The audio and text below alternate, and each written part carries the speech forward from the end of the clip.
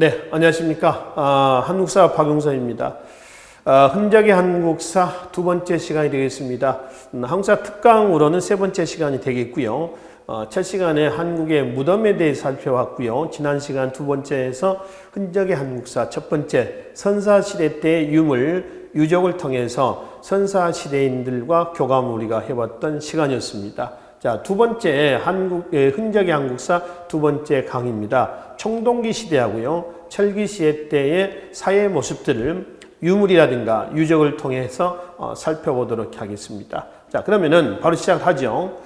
우리나라 청동기는 북방 계통의 청동기의 영향을 받았다고 합니다. 그러니까 중국 계통의 청동기의 영향을 받는 건 아니고요. 북방 계통의 청동기 영향을 받았다. 그 증거는 뭐가 있느냐라고 할 때 두 가지가 있습니다. 하나는 뭐가 있냐면 구리에 아연이 합금됐다는 거죠. 원소 기호가 이렇죠. 구리, 그 다음에 아연입니다.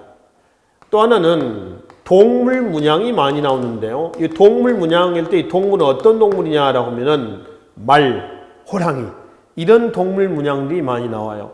그래서 우리나라 청동기는 중국의 청동이 아니라 북방 계통의 청동기다라고 얘기를 한단 말이에요. 중국의 청동기는 중에서는 구리에 아연이 합금된 게 아니라 구리에 주석이 합금됐다고 그래요. 그건 조금 달라요. 그러니까 그 문화권을 우리가 간단하게 지도에서 한번 그려본다면은 여기가 이제 중국의 청동기 문화권이라고 보시면 됩니다. 그다음에 이제 북방 계통의 청동기 문화권이란다면 지금의 몽골 쪽이 있죠. 중국 북쪽입니다. 만주 쪽이요. 여기에 청동기 문화가 들어와서 북쪽에서 고조선이라는 나라가 만들어지고요. 그런 이제 그 고조선이라는 나라 밑에 청동기 문화를 토대했던 뭐가 있죠? 진이 있죠. 진이라는 나라가 만들어진 겁니다. 그러니까 여기가 이제 같은 청동시대 때 문화권이 되는 거죠. 그렇죠? 여기에서 출토됐던 저는 청동기의 바로 흔적이 구리에 아연이 합금됐다는 거고요. 또 동물 문양이 많이 나왔다는데 어떤 동물입니까? 라고 하면은 바로 뭐다? 말, 호랑이. 그렇죠? 위쪽에 있는 것이 말입니다. 그렇죠? 그다음에 밑에 있는 것이 호랑이 모양이라고 그래요. 이건 어떤 고리, 연결 고리 같아요. 보니까 지금 이것만 남아 있어서 정확한 용도는 모르겠습니다만은 이런 고리 부분이 있어서 아마 연결 고리 정도로 해석한다는 겁니다. 그래서 우리나라 청동기는 북방 계통이다.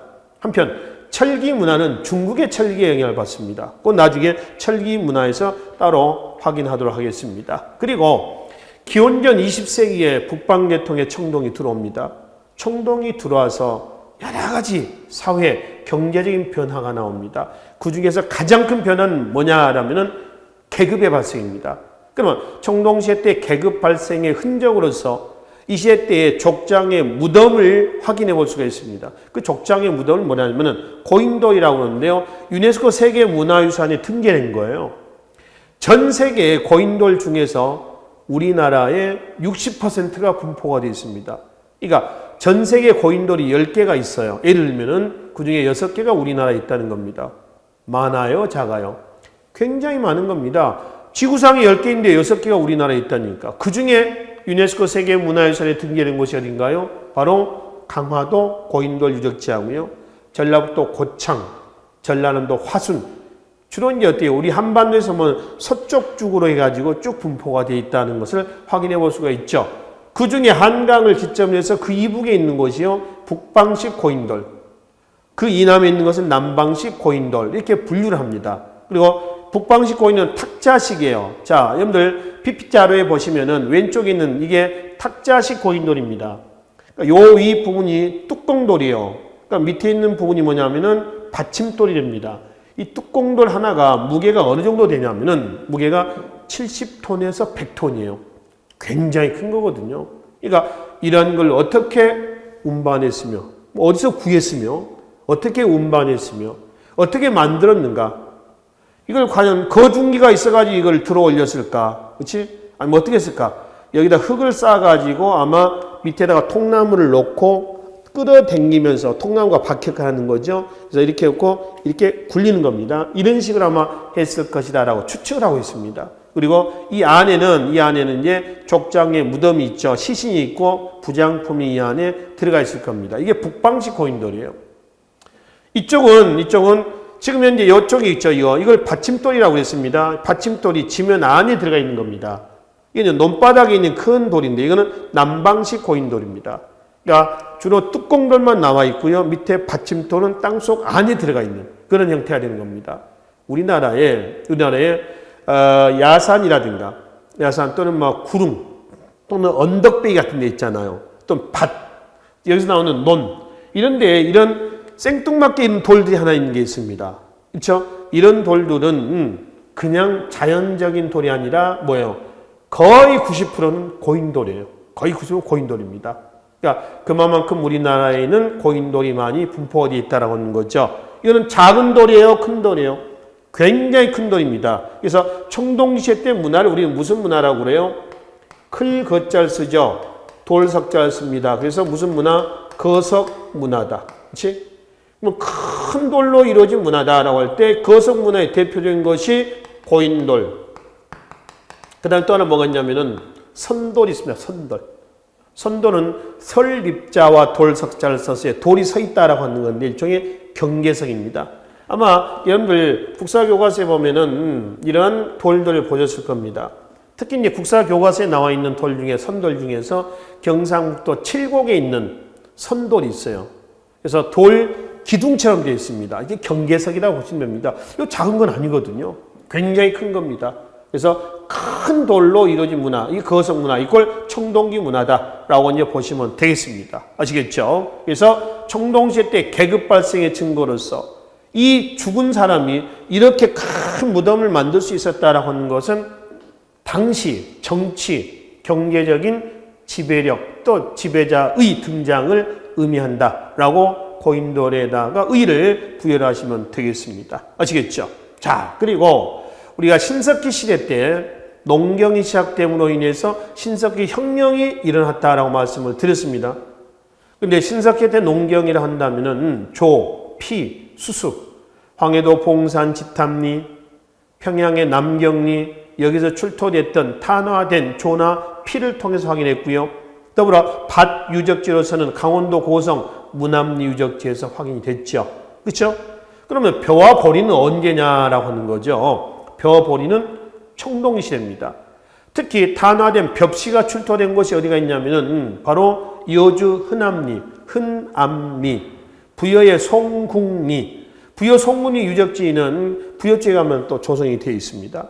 그리고 서천, 충청남도죠. 서천, 화금리 이 세 유적지에서는 탄화된 벽시가 출토됨으로 해서 벼 농사가 행해졌다는 증거로 얘기를 한다는 겁니다. 그래서 청동시대 때 농기구로서 대표적인 바로 반달 돌칼이거든요. 왼쪽에 사진 좀 보시면은 이게 반달 모양입니다. 여기 이제 구멍이 뚫려져 있어서 끈을 여기다가 껴 넣습니다. 이 손잡이입니다. 이것도 같은 용도가 되는 것이죠. 그래서 이거를 어떻게 쓰냐 그러면 이 사진을 보시면은 이거 벼 이삭을 그러니까 요 끈에다가 말이죠. 요 끈이 있죠.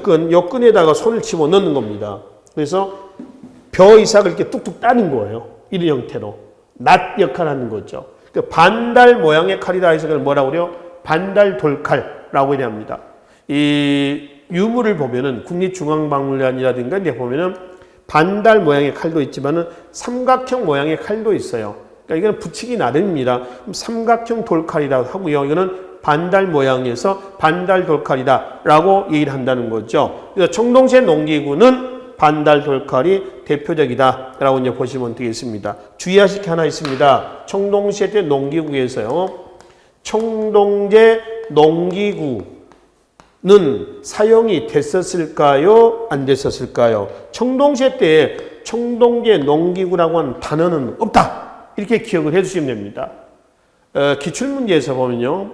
서술형 문장에서 청동시대를 설명하고 있는 부분에서 청동제 농기구라는 얘기가 나와요. 다 틀린 문장이에요. 아시겠죠? 농기구는 우리 한국사에서 농기구는 돌 아니면 쇠예요. 둘 중에 하나입니다. 청동시대 때 농기구는 아직까지는 돌입니다. 그럼 청동이라고 하는 것은 청동시대 때 보편화된 건 아니고요. 청동은 지배층의 전유물입니다. 그 지배층은 청동을 씁니다. 무기, 의기, 제기 다 청동이죠. 피지배층들의 농기구는 뭐냐? 도구는 돌이요, 돌. 그 농기구는 반달 돌칼이 된다는 거죠. 그럼 왜 지배층은 총동을 쓰고 피지배층은 석기를 썼느냐라고 하는 거죠. 이유는 계급 합리화입니다. 총동시대 때 나타나서 들어와가지고 나타난 변화 중에서 여러 가지 변화가 있습니다만 가장 큰 변화는 뭐라고 그랬어요? 지배 피지배 관계, 계급이 나왔다는 거예요. 그렇죠? 이 가장 큰 변화거든요. 그래서 계급 발생의 증거는 바로 앞에서 봤던 고인돌 얘기하시면 된다는 거예요. 당시 정치 경제력을 소유한 지배층의 등장을 의미한다. 이게 고인돌의 등장의 의의란 말이에요. 그러면 총동시대 때 피지배층도 총동을 쓴다고 봅시다. 쉽게 가면은 지배층이나 피지배층이나 다 총동을 쓰면은 희소 가치가 없지요. 여러분들 다 이 세상 모든 사람들이 지금 현재 전부 명품백을 하나씩 들고 다닙니다. 모든 사람들이 예를 들어서 자가용이 말이죠. 한 5억짜리 무슨 뭐 스포츠카라고 생각 한번 해보십시오. 이게 희소 가치가 있습니까? 없잖아요. 없을 거 아니에요. 그렇죠? 가진 사람들이 그네들만의 뭔가를 보여주기 위해서 명품 백을 들고 다니고, 물론 아닌 경우도 있겠습니다. 보편적인 것은 그렇잖아요. 또 뭐 스포츠카를 뭐 몇 억짜리 스포츠카를 끌고 다닌다거나 이렇게 하는 거 아닙니까? 그게 보편화됐다라면 희소 가치가 없잖아요. 그러니까 총동기 시도 그런 개념을 이해하시면 됩니다. 계급이 합리화다. 그 계급 합리화 속에서 선민사상이 나오죠. 그 선민사상이라고 하는 것은 우세한 부족은 하늘이 스스로 우세한 부족을 선택했다는 겁니다. 그러니까 선민은 백성을 선택했다는 거예요. 그 백성은 하늘이 인정한 지배자에게 선택할 수 있는, 백성을 선택할 수 있는 권한을 주는 겁니다. 그 선민사상을 토대로 해서 고조선이라는 나라가 처음 만들어져요. 그러니까 고조선이라는 나라는 총동기 문화를 토대로 해서 성립이 됐다. 아까 말씀드렸죠? 북방계통의 총동기의 영향을 받아서 고조선이라는 나라가 먼저 성립이 됐고, 그리고 그 밑에는 사만 이전에 단계했던 진이라는 나라가 성립이 됐다라고 말씀을 드리는 겁니다. 그래서 청동시대 때 농기구는 총동 농기구가 아니에요. 그죠? 이런 농기구가 아니라 전부 다 뭐다? 돌을 쓴다라고 이해를 하시면 되겠습니다. 아시겠죠? 자, 그리고 토기는 신석기 시대 때 최초로 나옵니다. 토기의 용도는 말이죠. 저장 생활했다는 거. 그렇죠? 그릇이니까. 또 저장만 하는 건 아니거든요. 토기는 다양한 용도가 있습니다. 끓이는 용도. 우리 집에서 쓰는 그릇하고 똑같다고 보세요. 여러분 집에서 쓰시는 그릇이 무슨 뭐 쌀만 담아 놓습니까? 안 그렇죠. 반찬도 담아 놓는 그릇이 있죠. 밥그릇이 있죠. 국그릇이 있죠. 또 뭘 끓이기 위한 뭐도 있어요. 불을 사용했으니까 냄비라든가 이런 것도 있고, 또 커다란 토기가 있어요. 이건 또 뭐예요? 오늘날 곰속과 같은 기능을 했을 거란 얘기입니다. 다양한 용도가 있어요. 그러니까 국립중앙박물관이라든가 아니면 지방에 계신 분들은 근교에 있는 박물관이 있을 겁니다. 가서 선사시대 때, 뭐 청동시도 마찬가지입니다만 선사시대 때 토기들을 보면 신석기 이후가 되겠죠. 토기는 신석기 때 처음 나오는 거니까 보면은 크기도 다양하고 용도도 다양하다 이렇게 나오는 것이죠. 그래서 청동시대를 대표하는 토기는 뭐냐 그러면 민문입니다. 이른 민무늬 토기는 신석기 때 최초의 토기고요. 민무늬는 무늬가 없는 토기예요. 그러니까 신석기 때는 빗살무늬 토기, 뭐 덧무늬 토기 이런 게 나오지 않습니까? 근데 보세요. 청동시대 때의 토기에는 무늬가 있니 없니? 무늬 없단 말이에요. 이게 지금 민무늬 토기입니다. 그리고 밑이 좀 편편해졌습니다. 이거는 주거지가 내륙이라든가 구릉지로 옮겼다는 걸 의미하는 거고요. 오른쪽에 있는 사진은 의주, 평안북도 의주입니다. 미송리 동굴에서 이게 나와요. 그래서 지명을 따서 미송리식 토기라고 하는데, 이 토기의 특징은 아가리, 입구죠. 이걸 아가리라고 그래요. 아가리가 좀 넓습니다. 그리고 목선이 이렇게 들어가 있죠. 그렇죠? 그리고 밑이 좀 편편해졌고요. 특징은 양쪽에 뭐가 달려 있어요? 손잡이가 달려 있다는 거죠. 그렇죠? 손잡이. 의주 미송리식 토기와 그다음에 청동기 시대를 대표하는 뭐죠? 이거 민무늬 토기다라고 이해를 하시면 되겠습니다. 자, 그리고 앞서 얘기했던 대로 기원전 20세기 북방계통의 청동기의 영향을 받았다. 우리나라 청동기는 그 증거로서 보세요. 이 두 가지를 말씀을 드렸습니다. 그리고 북방계통의 북방계통 청동이 들어와서 한반도에서도 사용됐다라는 증거로서 이 지역과 이 지역에서 각기 공통적으로 출토된 바로 청동기 유물이 있어요. 뭐가 있냐면은 왼쪽에 보겠습니다. 왼쪽 이게 비파 모양의 검입니다. 그래서 비파형 동검이고요. 비파는 국악기입니다. 국악기. 현악기인데 기타 있죠. 기타. 우리 기타. 그 기타하고 비슷해요. 그러니까 이런 모양이다라고 보시면 됩니다. 이게 줄이 이렇게 있는 거죠. 현악기니까 줄이 이렇게 있는 거죠. 이게 비파 모양의 검. 비파형 동검하고 이거는 뭐냐면은 오른쪽에 있는 것은 거친 무늬 거울입니다. 얘가 거울 뒷면이에요. 요 부분이 뭐냐면은 얘가 고리입니다. 이렇게 고리가 이렇게 있어요. 끈을 끼워요. 그래서 이렇게 목에다 걸어요. 목에다 겁니다. 그래서 이게 예를 들어서 비파형 동검이다. 이렇게 목에다 걸고 다닙니다. 요 뒤에가 앞면입니다. 반질반질하겠죠. 이렇게 목에다 걸고 다니면 햇빛이 비쳐요. 반짝반짝 빛나겠죠. 그렇죠? 빛나면은 어때요? 하층민들 계급이 발생한 사이라고 했습니다. 내가 예를 들어서 제가 족장이에요. 이걸 걸고 다닌다 이렇게.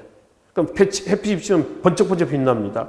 내가 스스로 어떻게 지위가 우월함을 보여준 증거로 쓰는 겁니다. 그러니까 오늘날 뭐 미용, 화장할 때 쓰는 거울이 아닙니다. 청동, 방울이라든가 거울 이런 것들은 지배자의 권위를 보여주는 증거로 본다는 겁니다. 아까 청동 지배층 전유물, 피지배층 석기를 쓴다라고 말씀드렸죠. 실제로 단군 신화에도 보면은 청동기 문화를 토대로 한 최초의 국가 단군 신화입니다. 고조선입니다. 그 고조선의 건국 설화 단군 신화를 보면은 하늘의 아들, 환인의 아들, 하늘이죠. 환웅이 하늘에서 내려올 때, 태백산 신단수로 내려올 때, 태백산 백사입니다. 뭐를 가지고 왔다고 그래요? 천부인, 세 개를 가지고 내렸다고 그래요. 천부인은 통치, 계급, 이런 것들을 상징하는 거거든요. 그러면 구체적으로 천부인은 뭘 얘기하냐? 청동방울, 청동거울, 청동검. 이 세 개를 뭐라고 그래요? 천부인이라고 그래요. 국가, 계급, 지배자의 권위 이런 것들 상징하는 거거든요. 그래서 내려와서 태백산 신단수에서 신시를 건국했다. 신시를 만들었다. 즉 고조선이라는 나라를 세웠다라고 하는 겁니다. 근데 그 청동거울의 뒤에 무늬가 굉장히 거칠어요. 근데 아주 정교하게 무늬를 새겨놓으면 그건 무슨 거울이게요? 잔무늬 거울이다. 이렇게 보는 거죠. 그래서 일단 이거는 북방계통의 청동기의 흔적으로서 비파형 동검과 그런 뭐요? 거친 무늬 거울이었다라고 하는 겁니다. 근데 이게 우리가 북방계통의 청동의 영향을 받지만은 독자적으로 우리가 청동을 만들어 쓰기도 합니다. 그 독자적인 청동기는 뭐냐면 비파형 동검에서 이거 뭐요? 세형 동검, 가늘 세자 씁니다. 가늘 세자. 우리가 그 낙지에서 뭐 낙지, 연체동물 낙지 말입니다. 세발 낙지라고 있죠. 그 낙지 다리가 3개에서 3발 낙지냐? 그건 아니죠. 석삼자의 세자가 아닙니다. 하나를 3개 할 때 3개 아니고 가늘 세자입니다.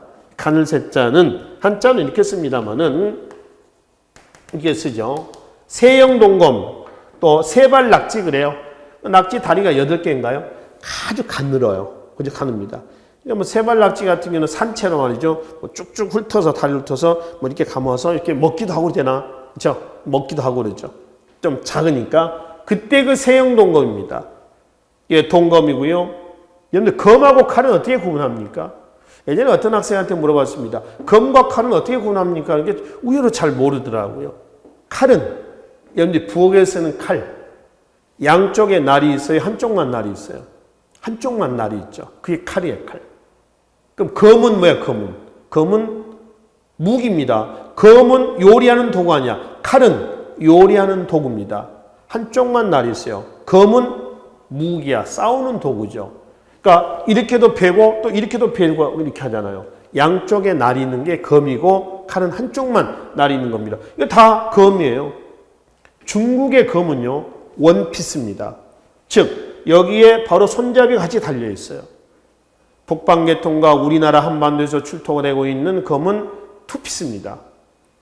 검이 있고요. 청동입니다. 여기 손잡이가 다 없잖아요. 손잡이가 없는 건 아니고 원래는 있었어. 이게 손잡이는 나무라든가 이렇게 해서 만들어져 있었어요. 나무는 이게 지금 기원전 20세기 건데요. 현재까지 남아 있겠습니까? 썩어버리죠. 그렇죠? 쇠도 썩어버린데 녹이 슬어서 나무는 어떻게 했냐는 얘기예요. 그러니까 우리나라에서 이제 가까운 일본이라든가 중국에서는요, 그나마 나무로 된 농기구도 학계에 보고가 된 적이 있습니다. 근데 우리 한국 사회에서 나무로 된 농기구는 아직까지는 발견되지는 않습니다. 있었던 걸로는 봅니다. 그러나 현재 확인된 바는 없다라고 하는 겁니다. 그래서 우리나라와 북방계통의 청동기는 손잡이가 나무예요. 썩어서 현재는 청동기, 청동검 부분만 남아있다라고 하는 겁니다. 그리고 앞에 나와 있었던 북방계통의 청동기에서 그 비파형 농검 아닙니까? 요 부분들이 있죠. 요 부분들이 좀 도드라진 부분입니다. 그러니까 거기서 보면 이런 식으로 해서 좀 튀어나온 부분이에요. 근데 중국의 청동은 이런 튀어나온 부분이 또 없어요. 우리가 식칼과 같아요. 북에서 밋밋합니다. 민자란 말이죠. 그럼 왜 이런 도드라진 부분을 만들어놨냐 하면은 이걸 찔렀습니다. 찔렀을 때에 가축을 사냥할 때 찔렀으면 그 도드라진 부분만큼 상처를 크게 만들어서 빨리 죽이게 하는, 피를 빼내는 이런 역할을 했다는 겁니다. 이건 굉장히 IQ가 좀 높아졌다라고 하는 것을 알 수가 있죠. 이건 과학이거든요. 이런 부분들은. 그 당시는. 그럴 거 아닙니까? 이런 형태로 되어 있다라고 하는 겁니다. 그리고 독자적으로 만들었던 세형 동검도 그대로 도드라진 부분이 있고, 이거는 거친 무늬 거울에서 뭘로 바뀌었어요? 잔무늬 거울로 바뀌었습니다. 그러니까 무늬가 굉장히 정교합니다. 아주 작죠. 근데 앞에 나와 있는 거친 무늬 거울 봐봐요. 무늬가 뭐 이래요, 이래. 그렇죠? 이러한 것이 세형 동검 보면 어때요? 아주 작아집니다. 아주 디테일해져요. 작게. 그치? 이게 잔무늬 거울이에요. 그러니까 이 독자적인 청동기에서 세형 동검하고요, 잔무늬 거울은 어디서? 한반도 내에서만 나오는 겁니다. 근데 비파형 동검과 그리고 거친 무늬 거울은 북방 한반도 다 나오는데, 지금 여기 나온 세형 동검하고 잔무늬 거울은 한반도 내에서만 나온다라고 이제 보시면 되죠. 그러면 직접 이걸 우리가 만들었다는 증거 유물이 있어야 되겠죠. 그렇죠? 그 증거 유물이 뭐냐라고 하면은 바로 거푸집입니다. 거푸집. 이 거푸집은 다양한 종류가 나오겠죠. 한번 볼까요? 이거는 청동검을 만든 거푸집이죠. 이거 청동 도끼입니다. 이건 2인 1조, 두 개가 한 조가 되는 거죠. 그러니까 거푸집이라고 하는 거는 우리가 그 겨울이라든가 보면은 그 길거리에서 붕어빵 파는 곳이 있죠. 붕어빵 만들 때에 판이 두 개죠. 그래서 이게 이제 붕어빵이다란다면 두 개잖아요. 여기다 이제 좀 밀가루를 부어서 이걸 뚜껑을 덮죠. 그래서 익혀가지고 열죠. 그리고 이제 꺼내죠. 그 논리, 그 원리하고 똑같습니다. 그게 거푸집이에요, 거푸집. 그렇죠? 똑같이 이렇게 그래서 붙여 일단. 안에 이제 공간이 있겠죠. 파낸 부분에 청동을 녹여서 부어. 그래서 굳으면 벌려. 그래서 이제 좀 마무리 좀 해가지고 숫돌이라든가 좀 마무리 해가지고 사용을 했다라고 하는 겁니다. 그러면 단순히 이걸 만들었다라고 하는 그런 부분에서 그치는 것이 아니라 이거를 만드는 공정을 알았다는 거 아니에요. 일단 철광석을 채취한, 또 철광석 그러면 이제 철이라든가 굴이라든가 이런 것들을 채취를 했고, 그렇죠? 이것도 재련을 해야 되겠죠. 또 재련해가지고 녹여. 이걸 녹이려면 상당한 고온에서 녹였을 거란 얘기입니다. 그렇죠? 그건 녹여서 또 주물틀에 부어서 또 벌려, 굳으면은 또 다듬어. 이런 식으로 해서 이 공정이 있었다는 겁니다. 이런 공정은 옛날이라고 해서 다를 거 없습니다. 지금 우리가 만드는 대장간에서 만들고 있는 공정이나 또 제철소나 재련소에서 만든 공정이나 똑같을 겁니다. 물론 기술의 차이는 있겠지만, 그치? 이 전부 다 뭐예요? 거푸집입니다. 그래서 거푸집의 등장은요, 한반도 내에서 청동기 문화의 독자적 발전을 의미한다. 이렇게 우리가 평가를 하시면 될 것 같습니다. 아시겠죠? 자, 그래서 청동기 문화를 거기까지 마무리 좀 짓고요. 이거는 철기시대입니다. 한반도에서 출토된 중국 화폐들이거든요. 일단 이름은 이게 식칼처럼 생겼죠. 칼도자를 써서 명도전이라 하고요. 이거는 뭐냐 그러면 한자가 반양이라고 있습니다. 그냥 한자를 따서 반양전이라고 그래요. 경상남도 사천 늑도라는 섬에서 발견됐습니다. 어떻게 발견했냐면은 경상남도 사천에서 남해까지 국토교통부에서 선정한 한국의 아름다운 길이라고 하는 게 있습니다. 우리나라 100개 정도 지정해 놓은 게 있어요. 그 중에 하나가 들어가는데요. 경상남도 사천시에서 남해를 잇는 연육교가 있습니다. 섬과 섬을 연결해서 이렇게 다리를 놓는 거죠. 그 다리 공사하면서 발견된 거예요. 늑도라는 섬이 있습니다. 그래서 반양에서 반양전. 이건 명도전입니다. 이 명도전은 중국의 전국시대 화폐입니다. 이거는 진나라 때 화폐입니다. 진시황할 때 진입니다. 그러면 이거는 오수라고 되어 있습니다. 한자가 오수에서 오수전. 이건 한나라 때 화폐입니다. 우리나라 화폐가 아니죠. 근데 이게 우리나라에서 발견된 거거든요. 어떤 의미일까요? 중국하고 우리나라하고 교역이 있었다는 증거로 보시면 되겠죠. 그렇죠? 문제는 이런 화폐가 언제 어떤 경로를 통해서 우리나라 들어왔느냐 이 얘기거든요. 이거는 철기 문화의 전례와 밀접한 관련을 가지고 있습니다. 그러니까 철기가 중국에서 들어오거든요. 청동은 북방계도 청동이고요. 북방. 철기는 중국에 철기가 들어옵니다. 중국에서 철기가 들어올 때 철기 하나만 달랑 들어왔겠냐는 얘기예요. 철기가 들어오는 과정에서 경제적인 교류가 행해집니다. 그 경제적 교류가 행했다는 증거 자료로서 전국시대 때 명도전, 진나라 한나라 때 반양전, 오수전 이런 화폐가 나왔다라고 하는 것이죠. 그래서 단순히 우리나라에서 이런 화폐가 출토됐다 이런 의미는 아니고요. 이거는 중국과의 경제적 교역 관계를 보여주는 자료로 이해를 좀 하시라는 얘기입니다. 아시겠죠? 또 하나 여기다 하나 더해가지고 경제적 교육 외에도 문화적인 교류도 있었다는 증거가 있습니다. 바로 중국의 한자로 이때 철기가 들어올 때 들어와서 사용이 됐다는 겁니다. 한자 사용의 증거 유물은 뭐가 있느냐? 바로 경상남도 창원 다호리 나무 덧널 무덤에서 출토된 붓이 있습니다. 붓. 이 붓이 좀 특이합니다. 국립중앙박물관에 좀 있고요. 이게 출토가 된 것이 나무 덧널 무덤이에요. 나무 덧널 무덤은 통나무, 소나무인데요. 반으로 잘라 홈을 파. 이게 관이에요, 관. 그래서 위에 나무와 밑에 나무 같이 홈을 파가지고 양쪽에 구멍을 뚫어서 여기다가 막대기를 꽂아 놓습니다. 이쪽에 못을 박아 놓는 거죠. 그 안에서 출토된 겁니다.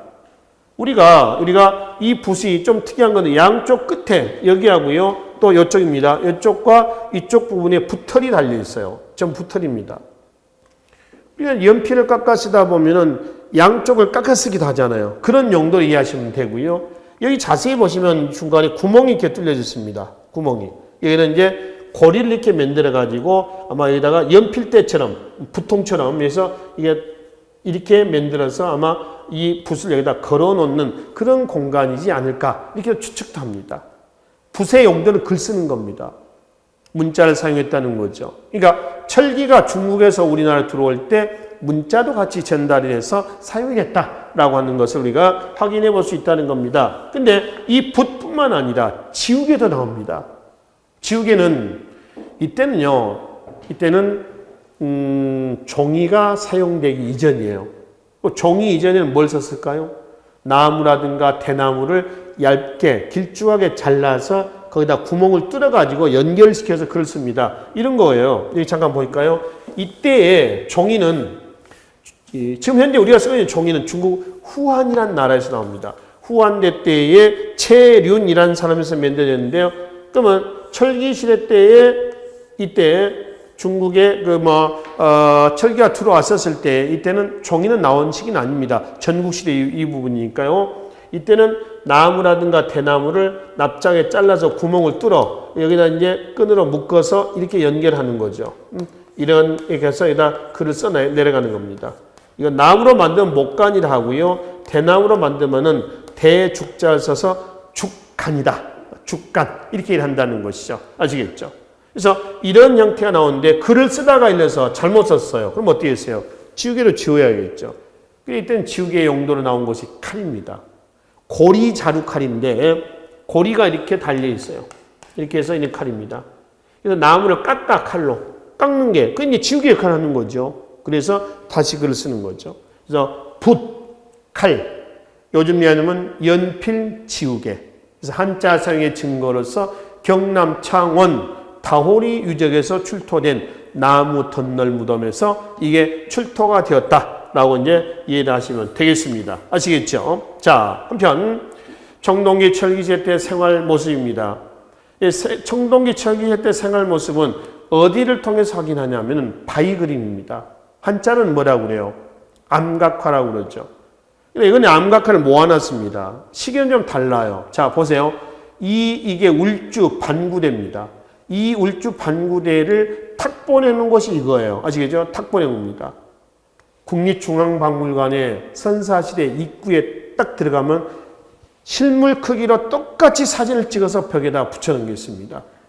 요 모습과 같습니다. 그걸 축소했다고 보시면 됩니다. 근데 울주 반구대 바위 그림은 청동기 철기 시대가 아닙니다.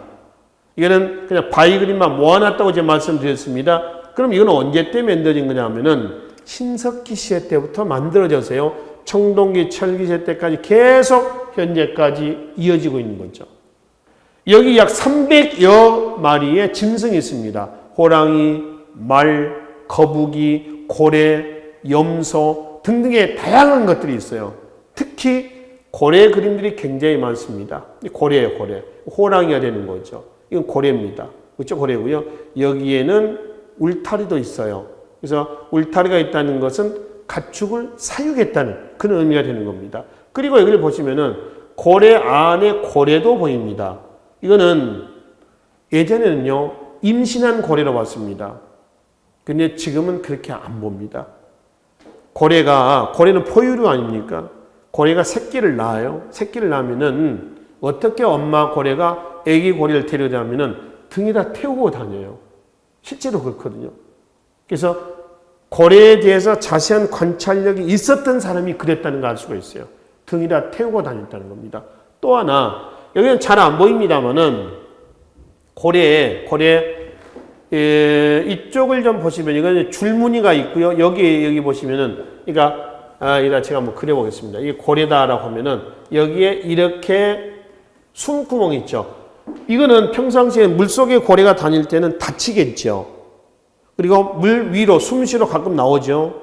나왔을 때 이게 열려가지고 여기서 물이 확 나오잖아요. 이렇게. 그치? 물이 뿜어져 나오잖아요. 고래가 수면 위로 나올 때만 볼 수 있는 것이 고래의 숨구멍이에요. 고래에 대한 통찰력이 있었다는 겁니다. 또 하나 이렇게 해서 고래에 무늬가 있습니다. 줄무늬 고래예요. 또 여기에 이 그림 중에는 말이죠. 벽화 중에는 여기는 나와 있지는 않습니다만 여기에서 본다면 이쪽 아마 부분이 될 겁니다. 위치상 이쪽 부분에 보면 고래를 토막을 낸 것도 있습니다. 계급이 없는 평등사회라고 했습니다. 신석기 시대 때는 그러니까 고래를 잡았어요. 똑같이 n분의 1로 나누는 겁니다. 그런 모습을 확인해 볼 수가 있고요. 요 부분은 이거 뭐냐면 이게 이제 사진이 흐려서 그렇습니다. 이게 뭐냐면 이렇게 돼서 사람이 서 있고 녹아 있는 이런 부분이에요. 배예요, 배. 먼 바다에 나가서 고래를 잡았다. 고래 잡는 작살도 아까 우리가 앞에 강의에서 신석기 때 작살 말씀을 드렸잖아요. 유독 고래 그림들이 많습니다. 어로 활동의 증거로 해석을 하시면 돼요. 그래서 일단 이거는 어디 거요? 이거는 울주 반구대 바위 그림이고 이거는 울주 천전리 각석입니다.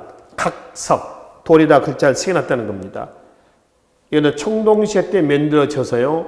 6세기 신라 법흥왕대 때까지 삼국시대 때까지의 정치, 경제, 사회, 문화 내용이 함축이 되어 있습니다. 법흥왕이 남쪽 지방을 순찰합니다. 순찰해가지고 순찰한 기록이 여기에 글자가 새겨져 있어요. 그래서 울주 천전리 각석 이렇게 일하는 거죠.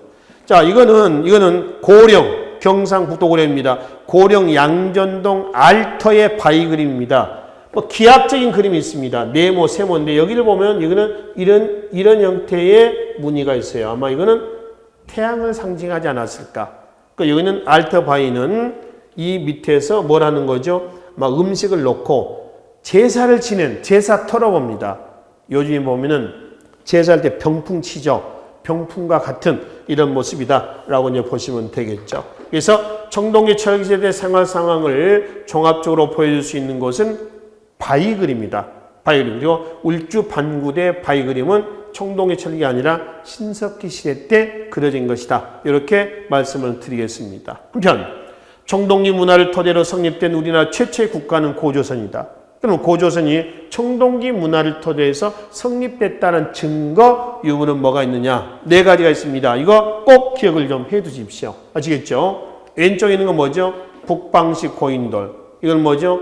비파형 동검. 이건 뭔가요? 거친 무늬 거울. 이건 뭔가요? 의주 미송리식 토기. 이 4개입니다. 이거 자주 출제되는 내용이기도 합니다. 이게 고조선의 영토 안에서 같이 출토가 됩니다. 그러니까 고조선의 위치와 전부 어느 시대 때인가요? 청동시대 때 유물입니다. 청동시대 때 유물이 같이 겹치는 거예요. 그래서 고조선이라는 나라는 청동기 문화를 토대로 해서 건국된 최초의 국가다라고 하는 것을 얘기를 해줄 수가 있다는 것이죠. 그리고 고조선의 8조법, 현재 3개 조항만 남아 있습니다. 8조법이 수록된 문헌은 한서지리지입니다. 한서지리지. 우리나라에서 가장 오래된 책은 현재 1145년에 출판된 김부식이 쓴 삼국사기입니다. 그럼 삼국사기는 고려시대 때 편찬된 거 아니에요? 고려 인종대 때? 1145년 12세기예요. 그럼 삼국시대 역사서가 없는 건 아니죠. 있죠. 고구려 백제신라의 유기백권, 백제고흥의 서기, 신라 거칠부가 쓴 국사 이런 게 있었어요. 김부식이 이런 책들을 참고해가지고 썼다고 그랬어요. 그러니까 고려 1145년 김부식이 삼국사기를 편찬했었을 때까지 삼국시대 때 역사서는 있었던 겁니다. 그래서 삼국사기가 편찬되고 나서 김부식이가 삼국시대 때 역사서를 의도적으로 파기했는지 어쩐지 잘 모르겠습니다. 아니면 그 이후에 전란, 별난, 자연재해를 통해서 소실됐는지는 모르겠단 말이에요. 근데 우리가 확인해 볼 수 있는 것은 김부식이 삼국사기를 편찬했을 때까지는 그 책은 삼국시대 때 역사서는 있었다는 건 확인합니다. 왜? 김부식 삼국사기 서문에 그 책을 참고했다고 돼 있거든요. 그러나 현재는 남아있지는 않습니다. 그래서 현재 나오고 있는 가장 오래된 책은 김부식의 삼국사기 이렇게 하는 거죠. 그럼 삼국시대 때 이전의 역사에 대해서는 남아있는 게 없어요. 그렇죠? 그럼 어떤 내용들을 통해서 확인하냐라고 하는 거죠. 중국 책이 있습니다. 지금 나와 있는 한서, 지리치하고요. 중국의 삼국지, 위지, 동이전. 중국의 삼국은 어디예요? 위초고, 그 중에 위나라지, 동이전. 동쪽 오랑캐라는 얘기죠. 한서, 지리인데 한서, 지리에 들어가 있는 내용은 고조선의 8조법입니다. 현재 3개 조항이 나와 있다고 그랬습니다. 삼국지, 위지, 동이전에 들어가 있는 내용은 2가지만 기억하십시오. 하나는 위만이 위만은 한국 사람이지 않습니까? 중국 연나라에 살고 있다가 내려온 과정이 들어가 있습니다. 위만조선에 관련된. 또 하나는 여러 나라에 관련된 기록이 삼국지, 위지, 동이전에 들어가 있다는 겁니다.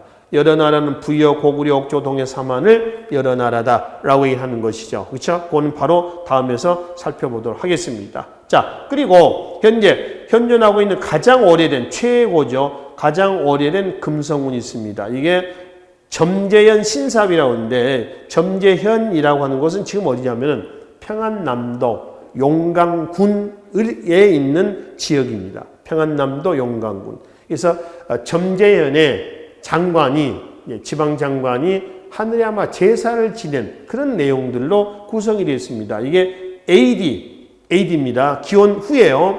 85년입니다. 그래서 현재 현존하고 있는 가장 오래된 금성문은 바로 점재현 신삽인데 이 점재현은 지금의 평안남도 용강군으로 확인이 됐다라고 이제 보시면 되겠습니다. 자, 그리고 이제 여기서부터는 삼국지, 위지, 동이전에 들어가 있는 여러 나라, 부여, 고구려, 옥조, 동해, 삼한 이 나라에 관련된 자료를 좀 살펴보기로 하겠습니다. 전부 공통점은요. 이 나라들은 철기 문화를 토대로 하고 있다는 점, 그 철기 문화를 토대로 했었던 나라들은 부여, 고구려, 옥조, 동해, 삼한이라고 하는 점, 이 나라를 다 연맹 국가라고 하지는 않습니다. 그 중에 옥조하고 동해는요. 군장국가입니다. 군장국가는 청동기 문화를 토대한 나라를 군장국가라고 그래요. 근데 왜 옥조동에는 철기 문화를 토대했지만 연맹국가라고 하지 않느냐 하면 왕이 없습니다. 읍군, 삼노라고 지칭하는 족장들이 자기네 부족을 다스렸다고 그래요. 그래서 분장과 단계에 머물렀다가 두 나라 다 고구려에게 병합이 돼버렸던 것이죠. 자, 그 중에 여러 나라의 고구려의 저장 창고입니다. 이게 고구려 고분 벽화거든요.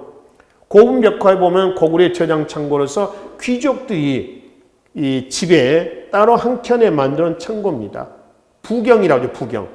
이 부경은 이제 약탈 경계 산물로도 봅니다. 지정학적 영향으로 인해서 습기가 많아서 밑에는 우리 원두막처럼 이렇게 있고요. 그 지면하고 그다음 위하고 좀 떨어져 있죠. 여기에 이제 창고입니다. 창고에 올라갈 때는 뭐 사다를 딛고 이렇게 올라갔던 모양이에요. 이게 고분 벽화니까 이 고분 벽화를 가지고 본다고 그렇습니다. 그래서 고구려의 귀족의 저장 창고로서 부경이 있고, 부경은 고구려 약탈 경제의 산물이다. 약탈해서 여기다 싸놓고 먹었다. 뭐 이런 의미로서 해석하시면 되겠습니다. 그리고 연맹국가는 다 제천 행사를 합니다.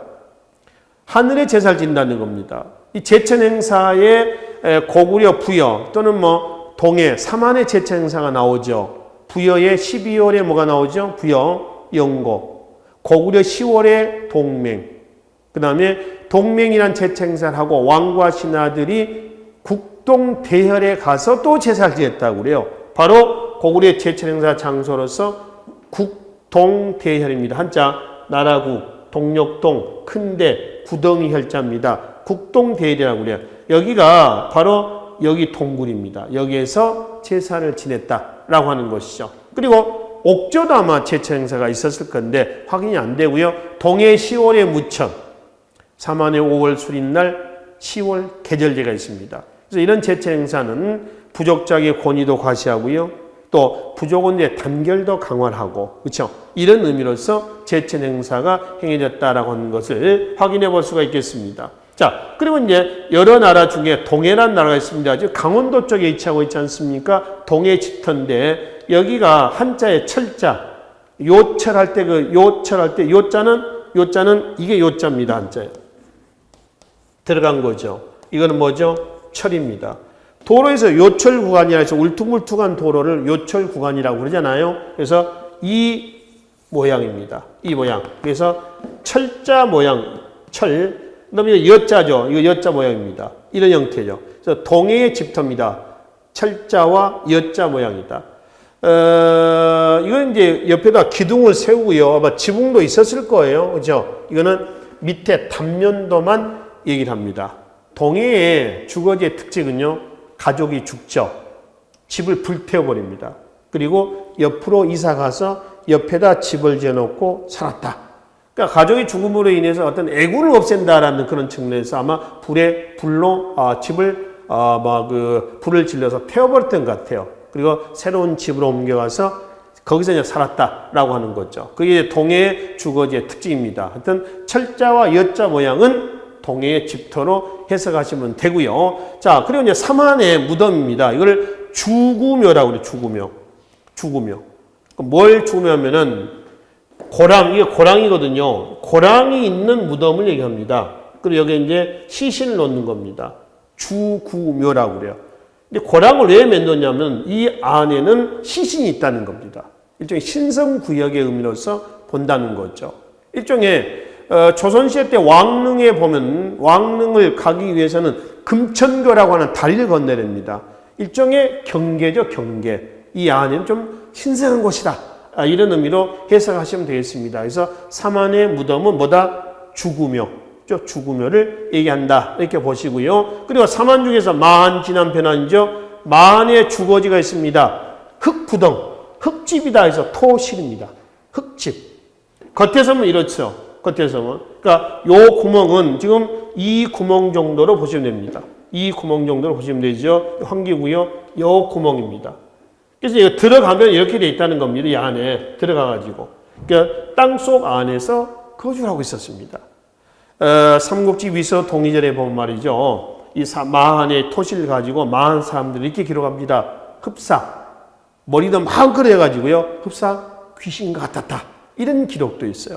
그래서 마한의 주거지 토실은 외형에서 보여지는 모습이고요. 이거 이제 그거를 기준해 가지고 그려놨던 단면도 모습이 되겠다라고 이제 보시면 되겠습니다. 그래서 이 시간에는 계급이 등장했던 계급인이 면도했던 청동기 시대와 북방계통의 영향을 받았던, 그다음에 중국계통의 영향을 받던 철기 시대 때의 사회 문화에 대한 흔적을 가지고 이 시대 때의 사회 경제 모습을 살펴보는 시간을 마련했습니다. 자, 이렇게 마무리하고요. 다음 시간에는 여기 제시한 바와 같이 고대사로 들어가서 고대 정치, 그런 경제사에서의 흔적들을 살펴보면서 그 시대 때 사람들과 교감하는 그런 시간을 가져보도록 하겠습니다. 수고하셨습니다.